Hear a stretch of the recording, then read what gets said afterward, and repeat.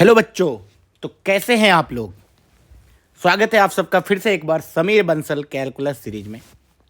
हमारे पास एक बहुत ही अच्छा क्वेश्चन है।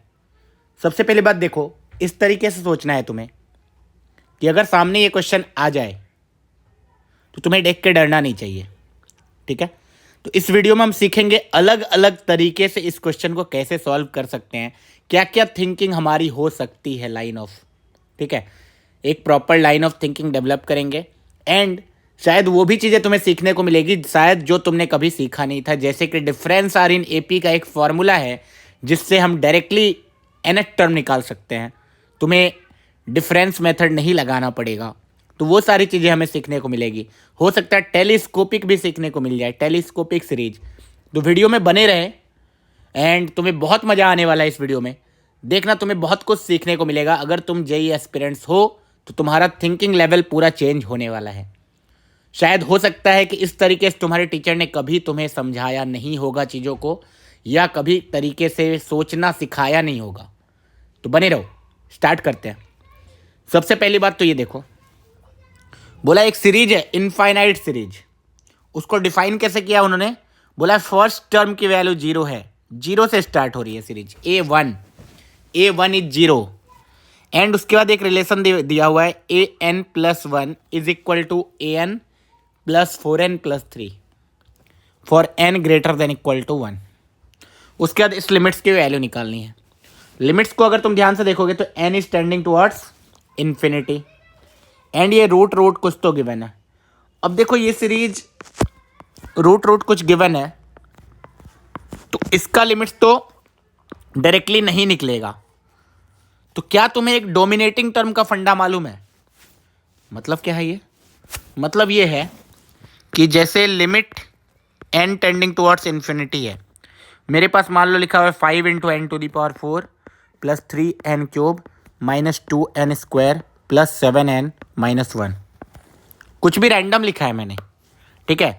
मान लो यहाँ लिखा हुआ है 3n⁴ plus 7n³ plus 11n² plus 7n plus 99।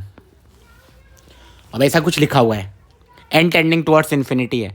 तो डोमिनेटिंग टर्म के कॉन्सेप्ट से ये बोला जाता है अगर n की वैल्यू इन्फिनिटी को जा रही है, इन दैट केस अगर ये इन्फिनिटी बाय इन्फिनिटी फॉर्म है एंड पॉलिनोमियल अपॉन पॉलिनोमियल है, तो तुम्हें हाईएस्ट पावर को रखना चाहिए, बाकी सबको इग्नोर कर देना चाहिए।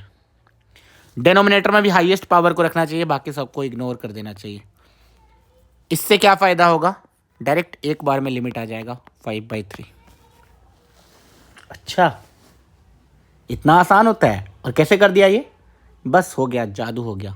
सोचो अगर मैं ये नहीं भी रखता तो जो तुम्हें मेथड सिखाया गया है, क्या सिखाया गया है कि जो हाईएस्ट डिग्री है उससे क्या कर दो, डिवाइड कर दो। तो तुम n⁴ से डिवाइड ही करोगे अल्टीमेटली, तो तुम्हारे पास इस टाइप की चीज़ें बनेंगी। है ना, दिख रहा है। एंड सिमिलरली यहाँ पे भी 7/n and so on. And तुम क्लेम करते हो कि अगर n इन्फिनिटी को जा रही है तो ये टर्म 0 को जाएगा, ये टर्म 0 को जाएगा, ये टर्म 0 को जाएगा एंड सो ऑन। तो आंसर अल्टीमेटली तुम 5/3 लिखते हो। अच्छा, तो इसको मैंने क्या तरीका बताया, मैंने बोला डोमिनेटिंग टर्म, कौन सा टर्म डोमिनेट कर रहा है बस वो लिख दो, बाकी सबको इग्नोर कर दो। अच्छा, तो इस तरीके से आंसर आ जाएगा डायरेक्ट। ठीक है। ये चीज़ें यूज हो सकती है, ये चीज़ें तब यूज होगी जब ये पॉलिनोमियल अपॉन पॉलिनोमियल बन जाएगा। उसके लिए तो हमें an मालूम होना चाहिए। ध्यान से देखना, इसका मैं मल्टीपल तरीका बताऊंगा और तुम्हें मज़ा आने वाला है। ठीक है। an+1 is equal to an plus 4n+3 given है। तो एक तरीका तो ये है, ध्यान से देखना। मैं शुरुआत कर दूं ऐसे कि भाई n की वैल्यू जब मैंने 1 डाली तो हमारे पास a2 आ जाएगा। a2 will be equal to a1 plus 4+3। a1 की वैल्यू तो 0 है तो ये आ जाएगा 7। अच्छा, a1 तुम्हारा 0 आया हुआ है, मैं सीरीज लिख रहा हूँ साइड में। a1 तुम्हारा 0 आया हुआ है, a2 तुम्हारा 7 आया हुआ है। n की वैल्यू तुम 2 डालोगे तो a3 आ जाएगा। a3 आएगा a2 प्लस 4 × 2 8 प्लस 3। a2 की वैल्यू तो 7 है और 8 + 3 11 है, तो ये कितना आ गया 18। ओके, n की वैल्यू फिर तुम 3 डालोगे तो यहाँ A4 बन जाएगा। A4 will be equal to A3 plus 4 into 3 12 plus 3। तुम बोलोगे A3 तो 18 है एंड 12 प्लस 3 15 होता है, तो यहाँ से यू विल से कि 8 5 13 3 33 आ जाएगा। एक और टर्म लिख लेते हैं, क्या ही जाता है हमें। अगर सीरीज तुम्हें दिख गया है तो बहुत अच्छी बात है, नहीं दिखा है तो एक और टर्म लिख ही लेते हैं। तो ये 4 इंटू 4 16 प्लस 3 आने वाला है। A4 की वैल्यू तो 33 है और ये 19 है, तो ध्यान से देखना 9 3 12 के 2 हासिल 1 3 1 4 1 5 52 एंड सो ऑन। इस तरीके से चलने वाला है। ओके, तो ध्यान से देखना अपने पास जो सीरीज आया है वो कैसा आया है। First term is 0, second term is 7, third term 18 है, उसके बाद 33 है, फिर 52 है एंड सो ऑन। अब अगर तुम्हें दिख गया है तो ध्यान से देखो, इन दोनों का डिफरेंस कितना आ रहा है 7, इन दोनों का डिफरेंस कितना आ रहा है 11, इन दोनों का डिफरेंस कितना आ रहा है 15, इन दोनों का डिफरेंस कितना आ रहा है 19 एंड सो ऑन। क्या तुम्हें दिखा difference are in AP? Yes sir. अब बताओ डिफरेंस आर इन एपी होता है, तुम्हें एक चीज सिखाया गया हो, general term you can assume as a n square plus some b n plus c, फिर एन की वैल्यू 1 2 3 डालो एंड ए बी सी की वैल्यू निकाल लो। इस टाइप से सिखाया गया होगा। आई होप तुम्हें सिखाया गया होगा। सिखाया गया है ना, डिफरेंस आर इन एपी हो तो general term we can assume at like quadratic, है ना, a n square plus b n plus c. A b c निकालने के लिए हम क्या करते हैं, कुछ तो करते हैं। मैं एक तरीका सिखाता हूं, डायरेक्ट फॉर्मूला। यहां से नेक्स्ट डिफरेंस आने वाला है 4, नेक्स्ट डिफरेंस आने वाला है 4, नेक्स्ट डिफरेंस आने वाला है 4, नेक्स्ट डिफरेंस आने वाला है 0, next difference 0 and so on. इस तरीके से चलता रहेगा। तो फॉर्मूला ऐसा है कुछ, मैं साइड में फॉर्मूला लिख देता हूँ, फिर तुम्हें आंसर एक ही बार में बता दूंगा, ठीक है। अगर तुम्हें नहीं मालूम है तो इसको नोट डाउन कर लो। A1 A2 A3 A4 and so on. मान लो एक A5 भी लिख देता हूँ। इस तरीके से लेट से सीरीज है एंड तुम्हें आइडेंटिफाई हो गया कि यार ये जो सीरीज है ना, ये जो सीरीज है इसमें डिफरेंस एपी में है। अगर B1 B2 B3 B4 AP में होगा, चलो मैं वो डिफरेंस का भी डिफरेंस आ गया मान लो, कभी कभी ऐसा भी आता है, ठीक है। डिफरेंस का डिफरेंस भी आ सकता है। इस तरीके से अगर आ गया, कभी ना कभी डिफरेंस एपी में आया, तो तुम इस सीरीज का डायरेक्टली जनरल टर्म लिख सकते हो विदाउट वो सब ABC निकालने। कैसे? तो बोला गया इस सीरीज का जो जनरल टर्म Tn होगा ना, वो आएगा सम A1। तुम्हें बस इस वाले कॉलम को देखना है A1, फिर B1 लिख देना, मल्टीप्लाई कर देना n-1, फिर C1 लिख देना, मल्टीप्लाई कर देना n-1 n-2 अपॉन 2 फैक्टोरियल, फिर D1 लिख देना, मल्टीप्लाई कर देना n-1 n-2 n-3 upon 3 factorial and so on. ये चलता रहेगा। कितने भी डिफरेंस एपी में आए, इससे हम डायरेक्टली जनरल टर्म निकाल सकते हैं। सम का भी फॉर्मूला होता है क्या? हाँ, सम का भी फॉर्मूला हो सकता है। सारे टर्म में n मल्टीप्लाई कर दो।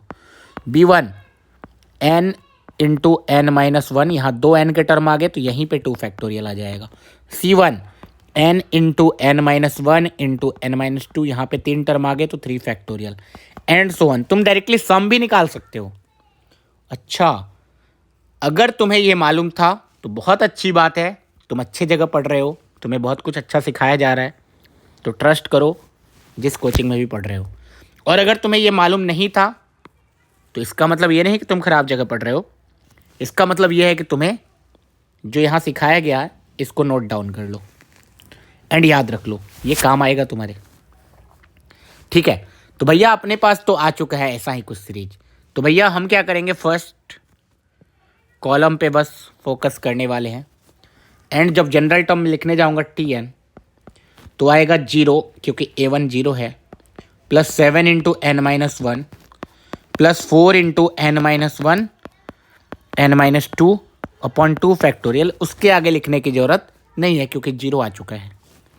तो Tn तुम्हारे पास आ जाएगा 7n-7 प्लस यहाँ से 2 से 2 कट जाएगा, 2 multiplied by n square minus 3n plus 2। तो Tn तुम्हारे पास अल्टीमेटली बन के क्या आ रहा है देखो, 7n-7 plus 2n² minus 6n plus 4. So from here you can write Tn as 2n² plus n minus 3. विश्वास ना हो ना, तुम्हें लगे अगर कैलकुलेशन मिस्टेक है मेरा या हो सकता है ऐसा कुछ हो, तो T1 निकाल के देख लो. T1 क्लियरली यू विल सी 0 आ रहा है. T2 निकाल के देख लो. T2 तुम्हारे पास आएगा 2 2 4 इंटू 2 8 प्लस 2 10 माइनस 3 7. बस ट्रस्ट हो गया मुझे, ये जो जनरल टर्म आया है वो सही आया है. इससे मुझे ये पता चला कि an का value 2n² plus n minus 3 है. ठीक है, तो मैंने बोला था लेकिन मल्टीपल अप्रोच बताऊंगा, तो ये वन ऑफ द अप्रोच था जिससे मैंने an निकाल लिया.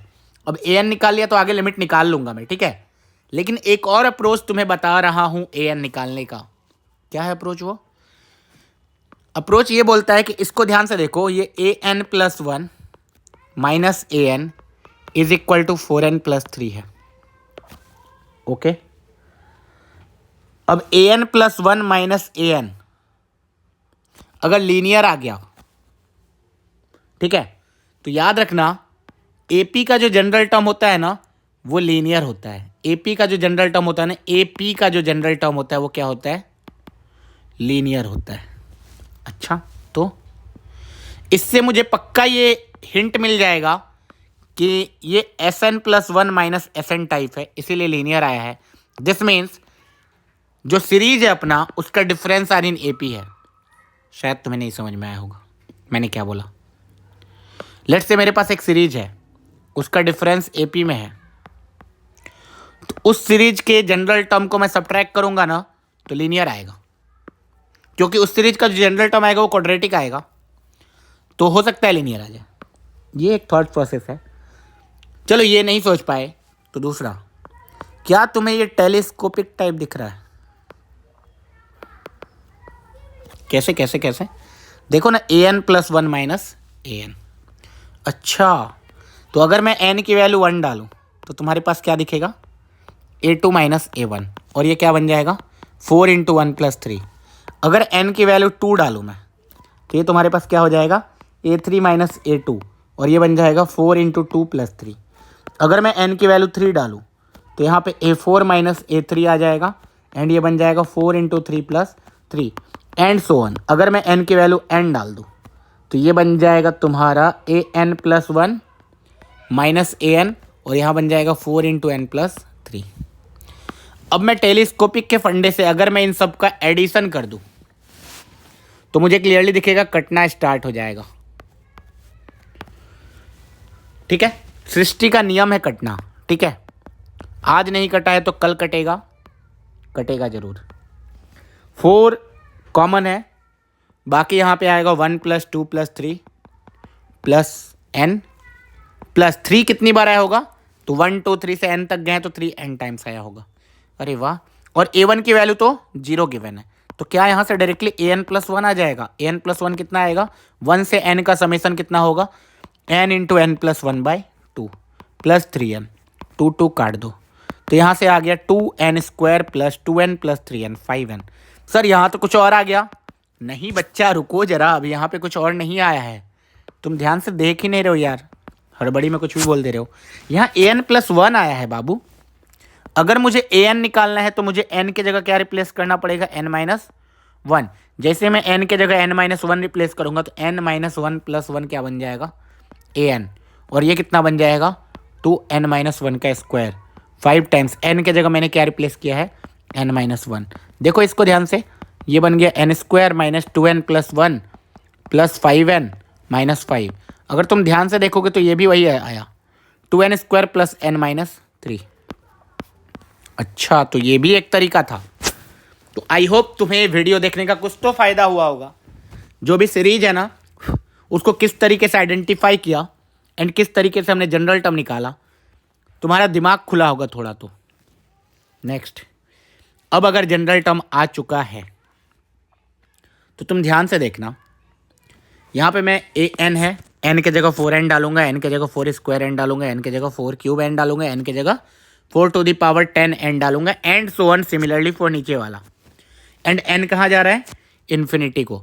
तो मैं ये बोलता हूँ जब मैं n डालने वाला हूँ उधर n की वैल्यू इन्फिनिटी को जा रही है, तो मैं ए एन के जगह सिर्फ एन स्क्वायर डाल देता हूं ना, बाकी सारे टर्म तो मेरे काम के ही नहीं है। क्यों? क्योंकि इन्फिनिटी को जा रहा है ना लिमिट। अच्छा, जब इन्फिनिटी को जा रहा है तो डोमिनेटिंग टर्म तो ये वाला टर्म है, ये सब तो खत्म। तो ए एन के जगह एन स्क्वायर नहीं, सॉरी 2n स्क्वायर डाल दूंगा। बाकी सारे टर्म को इग्नोर कर दूंगा, है ना। वो लिखोगे तो भी कोई दिक्कत नहीं है, लेकिन नहीं भी लिखोगे तो चलेगा, क्योंकि वीडियो के शुरुआत में ही मैंने ये बताया। ओके, तो ए एन के जगह बस 2n स्क्वायर डाल दो। यस, तो जब मैं 2n स्क्वायर डालूंगा तो रूट निकालूंगा इसका, तो ये रूट ऐसा बनेगा, that will be equal to root 2n। Okay, तो अब टर्म लिखना आसान हो गया लिमिट्स का। यस, देखो क्या बन गया, limit n tending towards plus infinity, root an था।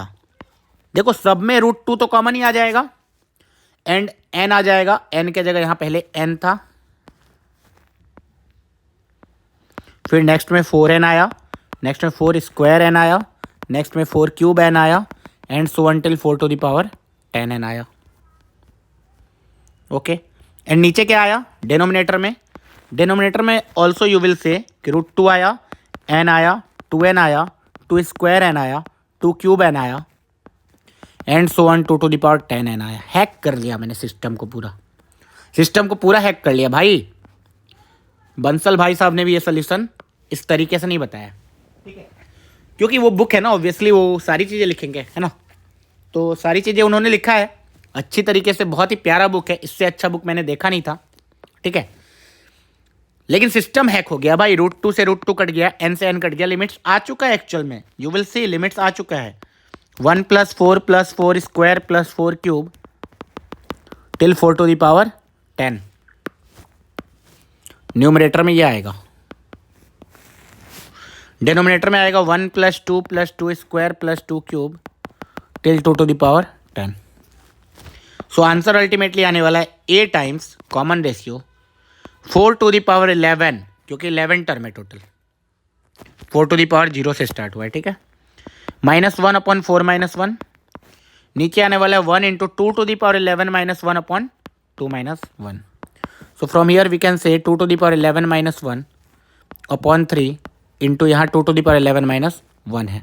सो इसको मैं लिख सकता हूँ 2 टू द पावर 11 का whole square -1/2 to the power 11 - 1 into 3। ऊपर a square minus b square लगाऊंगा तो a + b into a - b आएगा, a + b बचेगा, a - b तो कट जाएगा। तो अल्टीमेट आंसर हमारा ये है, 2 टू द पावर 11 होता है 2048, उसमें 1 ऐड कर देंगे तो 2049 डिवाइड बाई 3 हो जाएगा। ये 3 से डिविजिबल है, तो यू कैन क्लियरली सी ये आ रहा है 3 6 × 18, 2 4, 3 8 × 24, 3 3 × 9। तो अल्टीमेटली आंसर आ गया हमारा 683। क्या धमाकेदार क्वेश्चन था यार, मज़ा आ गया। मतलब ये बुक सॉल्व करने का यही फ़ायदा है। और अगर तुम ये वीडियो देख रहे हो तो तुम बहुत लकी हो, ठीक है, कि तुम्हें ये सारी चीज़ें सीखने को मिल रही है अपने लाइफ टाइम में जेई के ड्यूरेशन में। और अगर तुमने अभी तक वीडियो देख लिया है तो लाइक कर दो, एंड जो भी बच्चे मिस कर रहे हैं इस प्रीमियम कंटेंट को तो उसके साथ शेयर करो, है ना। शेयर करने से तुम्हारा ऐसा नहीं होगा कि तुम्हारा सिलेक्शन नहीं होगा, उसका हो जाएगा। नहीं भाई, हमेशा सबके लिए विन विन है ना। ऐसा थोड़ी है कि एक जीतेगा तो एक हारेगा, एक जीतेगा तो दूसरा भी जीत सकता है ना। एक का रैंक 1 आएगा, दूसरे का रैंक 2 आ जाएगा, समझ रहे हो। तो शेयर करने में कोई दिक्कत नहीं है। Okay, sharing is caring. तो चलो, चैनल को सब्सक्राइब कर दिया होगा तुमने, मुझे मालूम है, एंड वीडियो को भी लाइक कर दिया होगा तुमने। मिलते हैं अगले वीडियो में।